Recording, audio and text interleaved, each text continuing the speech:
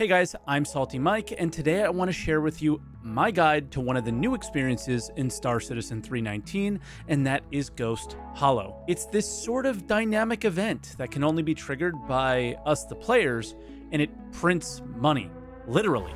So let me walk you through on how to have the most success at Ghost Hollow's PvP mission.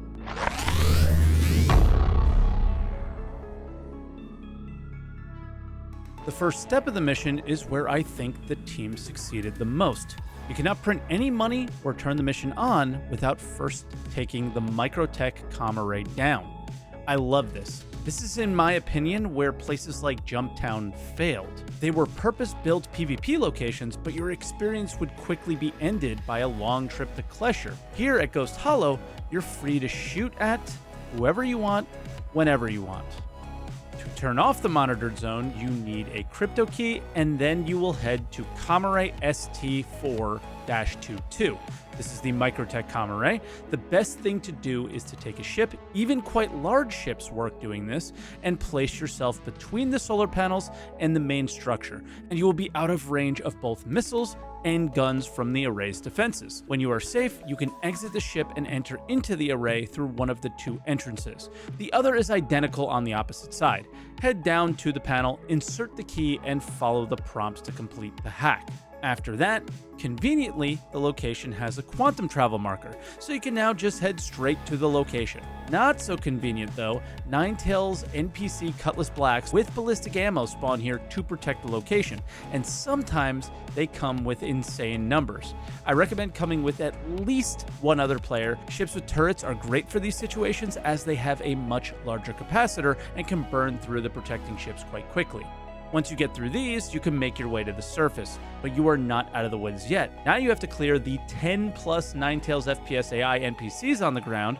These are a little easier to handle than the ships in my opinion, but given the area is a giant shipwreck in the woods, they can sometimes sneak up on you and catch you off guard. Also, any landed ships are still very vulnerable to those NPC cutlasses, and they typically don't stop spawning even after you've killed quite a few. The rest here is a bit easier. It's just understanding the mechanics of the location. To trigger the extractors to turn on, you first need to visit this tower. At the top is a laptop. Here is where you will launch extraction program that will spool up the 2 credit extractors labeled on the screen. Once that is on, you can head to either side of the wreck. Just keep in mind, everyone on the server is now notified that someone is running this mission. It's titled Money from Nothing, and it's on the Personal tab from Rudo. There are 3 entrances on each side of the ship to get in either room that holds the credit extractors. Here is where they're located. For the cockpit entrance, head to the south side of the wreck and enter through the cockpit. Find the ladder and you will find yourself very close to an extractor. This is a great way to either sneak in or out of the wreck. The second one is up the legs. You take the ladder up to the roof and then drop down the ship's docking collar into the wreck. Another awesome sneaking spot in, but this is not an exit.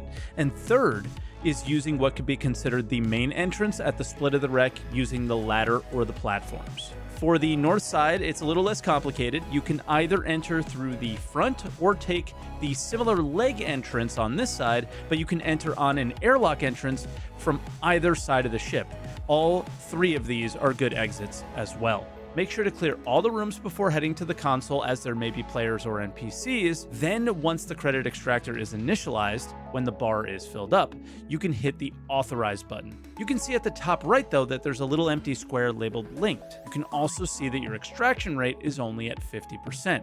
If you head to the other side of the location, you can authorize that extractor as well, and you will link the 2 together, causing the money to extract faster. The devs snuck in a funny little joke though, and these extractors can fail with a 30,000 error, just like their servers. So if you are at one extractor and it's working fine, but the little linked icon is yellow, that means that the other extractor has 30k'd and you need to head over and click on it to resolve it. The maximum money you can take out at any time is 150,000 credits from each console, so the total is 300k. But you can withdraw at any time if things start to get spicy.